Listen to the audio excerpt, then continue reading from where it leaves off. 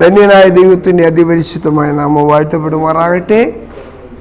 ഈ പ്രഭാത ജാഗരണ ശുശ്രൂഷയിൽ ഞങ്ങളെ ദൂരത്തും ചാരത്തുമായി ശ്രവിക്കുന്ന എല്ലാ മാന്യരായ ദൈവമക്കൾക്കും ധന്യനായ യേശു ക്രിസ്തുവിൻ്റെ നാമത്തിൽ സ്നേഹോദരങ്ങളെ അറിയിക്കുന്നു. ഈ പ്രഭാത ജാഗരണ ശുശ്രൂഷ നിങ്ങളുടെ ആത്മീയ ജീവിതത്തിൽ ഒരു അനുഗ്രഹമായി തീരുവാൻ ധന്യനായ കർത്താവ് സഹായിക്കട്ടെ എന്ന് ആത്മാർത്ഥമായി പ്രാർത്ഥിച്ചുകൊണ്ട് ഇന്ന് നമുക്ക് വായിച്ചു കേൾപ്പാനുള്ളത് പീഡനത്തിന് നടുവിൽ ഉറപ്പ്.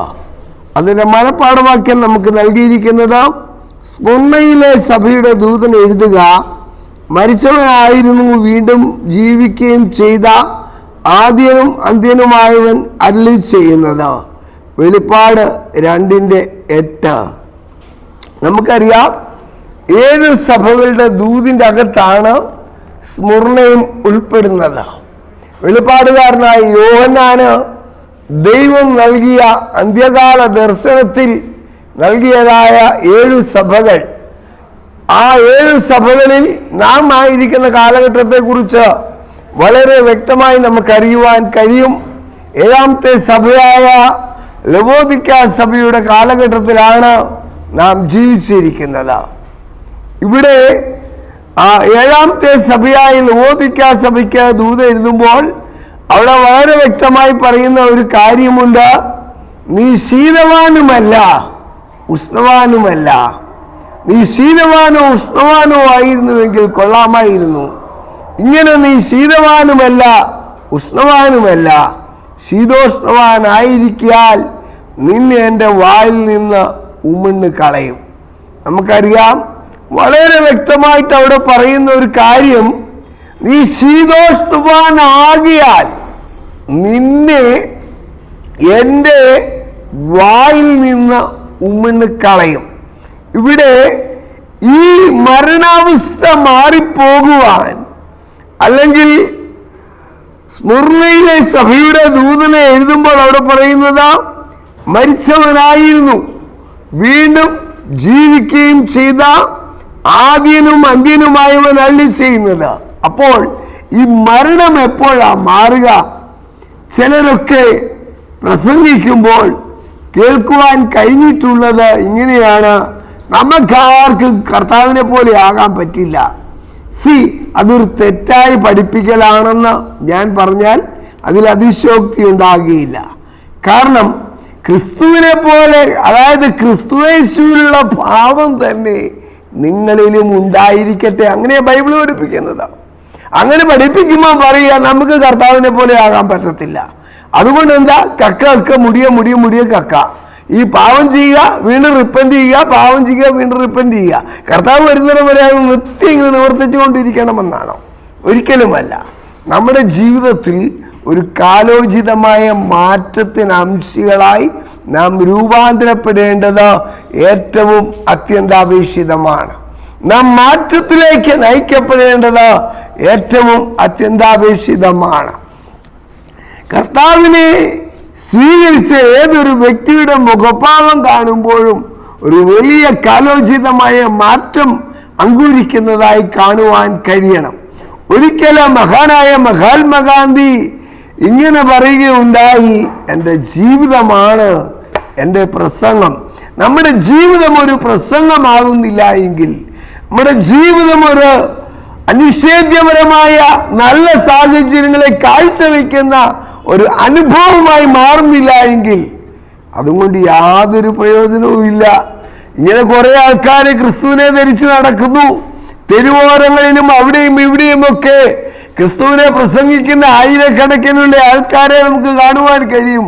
പക്ഷെ ആരാണ് ക്രിസ്ത്യാനി എന്ന് ചോദിച്ചാൽ, അതേ വേദപുസ്തകം പറയുന്നു, ഒരുവൻ എൻ്റെ പിന്നാലെ വരുവാൻ ഇച്ഛിച്ചാൽ തന്നെത്താൻ ത്യജിച്ച് തൻ്റെ ക്രൂശ് എടുത്ത് എന്നെ അനുഗമിക്കട്ടെ. അങ്ങനെയാണ് ബൈബിൾ പഠിപ്പിക്കുന്നത്.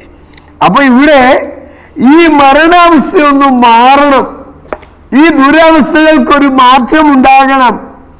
അതെ, നമ്മളെല്ലാം വളരെ ശക്തമായി പാടുന്നൊരു പാട്ടുണ്ട്, യേശുവൻ ഉള്ളത്തിൽ വന്ന നാളിൽ എന്തു മാറ്റം വന്നു എന്നിൽ. എന്ത് മാറ്റം വന്നെന്നാ?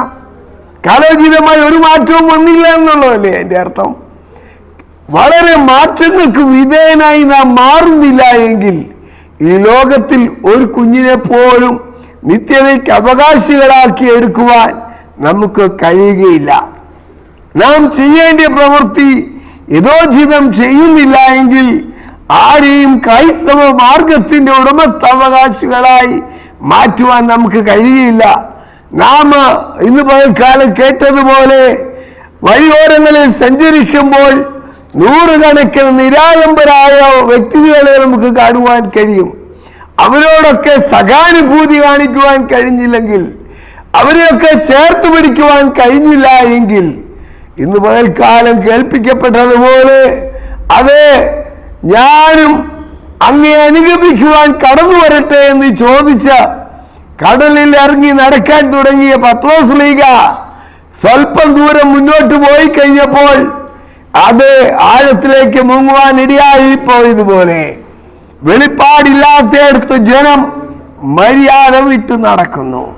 വെളിപ്പാടും ദർശനവും ഇല്ലാത്തവരായി അഡ്വന്റിസ്റ്റുകാരായി നാം മാറുന്നുവെങ്കിൽ ഒരു കാര്യം പറയാം, അപ്പോസ്തലനായ യോഹന്നാനെ പോലെയോ സ്നാപക യോഹന്നാനെ പോലെയോ ആത്മീയ വെളിപ്പാടുകളും ദർശനങ്ങളും ഈ അന്ത്യകാല സഭയുടെ അംശികളായിരിക്കുന്ന ഓരോ വ്യക്തികളും പ്രാപിച്ച് മരണതുല്യമായ അവസ്ഥയിൽ നിന്ന് കരറ്റപ്പെട്ട് മരണമില്ലാത്തവരായി നിത്യതയുടെ അവകാശികളായി പാപമംഗലമായ സാഹചര്യങ്ങളെ അതിജീവിച്ചുകൊണ്ട് അവകാശികളായി ജീവിക്കുവാൻ നാമോ മക്കളെങ്കിലും അവകാശികളെന്ന് ഉള്ള ആ ഒരു വേദശകലം വീണ്ടും പരിശോധിക്കേണ്ടത് അത്യന്താപേക്ഷിതമാണ്. ഈ ലോക സാഹചര്യങ്ങൾ എത്ര കഠോരമായാലും, ഈ ലോക സാഹചര്യങ്ങൾ എത്ര പ്രതികൂലമായാലും, ഈ ലോക സാഹചര്യങ്ങൾ എത്ര പ്രതിസന്ധി നിറഞ്ഞതായാലും, പാപം ഒഴികെ നമുക്ക് തുല്യനായി പരീക്ഷിക്കപ്പെട്ടവൻ അത്രയും നമുക്കുള്ളത്. പവിത്രൻ, നിർമ്മലൻ, നിർദോഷൻ, പാപികളോട് വേർപെട്ടവൻ ഈ മരണാസന്നമായ ജഡശരീരത്തിൽ നിന്ന് മരണമില്ലാത്ത അവസ്ഥയിലേക്ക് കരയറ്റപ്പെടണമെങ്കിൽ ക്രിസ്തുവിനെ നാം പൂർണ്ണമായി ധരിക്കേണ്ടിയിരിക്കുന്നു. ക്രിസ്തുവിനെ പൂർണ്ണമായി ധരിക്കുകയാണെങ്കിൽ ക്രിസ്തുവിൻ്റെതായ ആ ഒരു അനുഭവം നമ്മുടെ ജീവിതത്തിൽ അനുപേക്ഷണീയമാക്കി മാറ്റുവാൻ നമുക്ക് കഴിയും. അങ്ങനെ അത് അനുപേക്ഷണീയമാക്കി കർത്താവിൻ്റെ സാക്ഷികളായി, കർത്താവിൻ്റെ മക്കളായി, കർത്താവിനെ അനുഗമിക്കുവാൻ, കർത്താവിനോട് ചേർന്ന് നിൽക്കുവാൻ, കർത്താവിൽ ആശ്രയിക്കുവാൻ ദൈവമായ കർത്താവ് നമ്മെ ഏവരെയും സഹായിക്കട്ടെ എന്ന് ആത്മാർത്ഥമായി പ്രാർത്ഥിക്കുകയും ആശംസിക്കുകയും ചെയ്യുന്നു.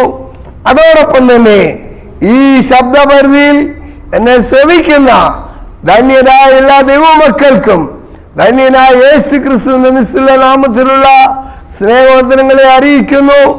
വീണ്ടും ഒരിക്കൽ കൂടി ഓർപ്പിക്കട്ടെ, ഈ മരണാസന്നമായ അവസ്ഥയിൽ നിന്ന് നമ്മെ ആര് വിടുവിക്കും? കഷ്ടതയോ, പട്ടിണിയോ, ആപത്തോ, വാളോ, നഗ്നതയോ, ഉപദ്രവമോ ഇടവിടാതെ ഞങ്ങളെ കൊല്ലുന്നു. അർപ്പാനുള്ള ആടുകളെ പോലെ ഞങ്ങളെ എണ്ണുന്നു. അവിടെ പറയുന്നത് കർത്താവായ യേശു ക്രിസ്തുവിന്റെ ദൈവ സ്നേഹത്തിൽ നിന്ന് നമ്മെ വേർപിരിപ്പാൻ കഴിയുന്നത് ആര്? ആയതുകൊണ്ട് ഈ മരണം മാറി ജയം നൽകിയിരിക്കുന്നുവെന്ന് എഴുതിയ വചനം നിവർത്തിയാകണമെങ്കിൽ നാം ദൈവത്തിങ്കിലേക്ക് പാടെ തിരിഞ്ഞു വരേണ്ടത് ഏറ്റവും അത്യന്താപേക്ഷിതമാണ്. എൻ്റെ വാക്കുകൾക്ക് വേഗത്തിൽ വിരാമം കുറിക്കട്ടെ.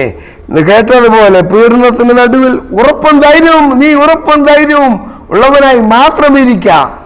ഞാൻ മോശയോടുകൂടെ ഇരുന്നതുപോലെ നിന്നോടുകൂടെയും ഇരിക്കുമെന്ന് യേശുവോട് പറഞ്ഞ ആ കർത്താവിന്റെ വലിയ പ്രവൃത്തി ജീവിതത്തിൽ വെളിപ്പെടുവാൻ, ആ ജീവിതത്തിൽ ധന്യമായി തീരുവാൻ എല്ലാ ഐശ്വര്യങ്ങളും ദൈവം നൽകട്ടെ എന്ന് ആത്മാർത്ഥമായി പ്രാർത്ഥിച്ചുകൊണ്ട് ഞാൻ വേഗത്തിൽ എൻ്റെ വാക്കുകൾക്ക് ഉപസംഹാരം നൽകുന്നു.